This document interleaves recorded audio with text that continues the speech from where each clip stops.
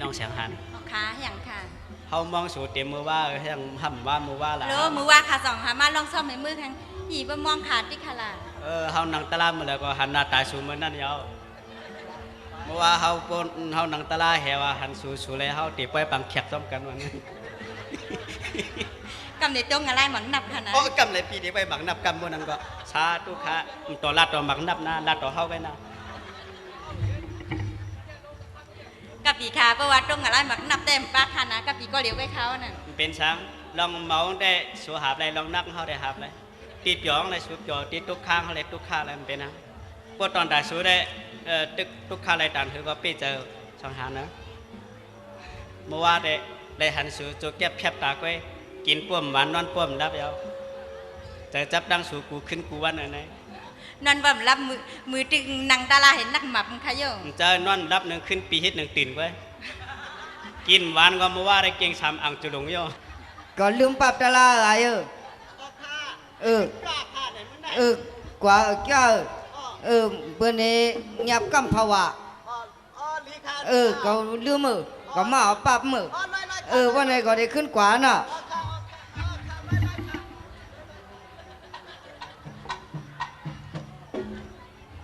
อย่างคาราปีกะปีมือเสาเด็กจ้าทำเจ้าเฮียนบัน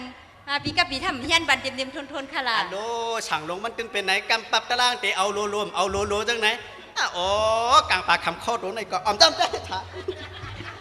น้องช่างหันนะอ๋อค่ะหักเขาเตะหักเตะเขาหักเตะนะไอ้ย้อนน่ะเพื่อนเนี่ยมากับชอบหมอมาใครหู้ก็น่ะช่างลุงท่านอยู่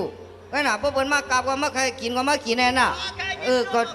ก็เจ้าเด็กจ้ากว่าน่ะอยู่กำแรมบอกมาไว้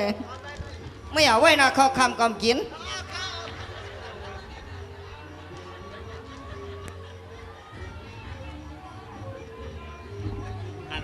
กำในได้มันมาโย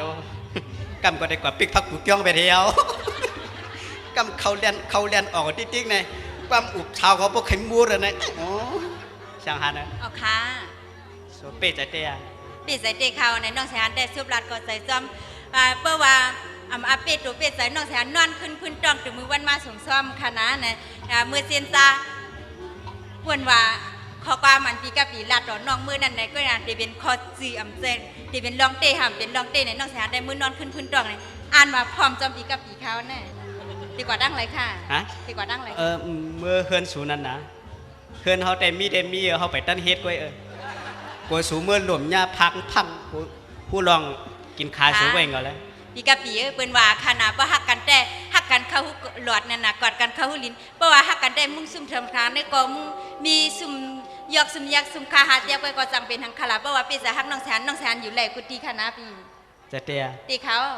หูหลอดได้อยู่เลยหูลิ้นเนี่ยอยู่เลยเนาะถอยใจหยาบกันมากำเนิดแต่อายุนแต่ละเนี่ยช่างหาเนอะอ๋อค่ะสุหักเขาเตียเพราะนั้นฮักเตะเขาในปีกับปีเปิ้นว่าขนาดว่าฮักกันแน่ไว้ใส่ว่ากินเนื้อลิ้นนอนเนื้อตอง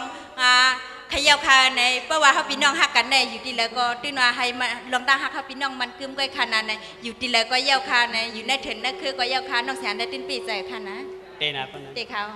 เพราะว่าสมฮักเตปีได้กินน้องให้น้องตายเป็นปีไล่อ่อนให้น้องตายเป็นหันข้อยาวอาดจังไหนนะฮักเตเองเลยอ๋อค่ะว่าฮักเตก็กว่าสำคัญนะเพราะนั้นเขาได้ว่าซุ่มเอาเขาได้จัดอ่อนได้ปันได้เพราะว่าจัดปันเหมาได้ซุ่มเอานะให้เขาซุ่มจัดปันพอห้างเขาเลยนะค่ะเนี่ยไว้ใส่ว่าปีกับปียาเป็นปอห้างเจ็ดเมเปียดเมก่อมเป็นทางคันไหนน้องแสนได้วุ่นวายก็บอกว่าน้องแสนหักคันดีกว่าดังใดดีกว่าดังคุณเขาพูดคาราก็กว่าดังใดกว่าย่าสั่งหลวงกว่าดังใดกว่าดังใดเขากำเนี่ยเขาเดี๋ยวไว้เข้มหัวกันค่ะไอ้สั่งหมักนับกัน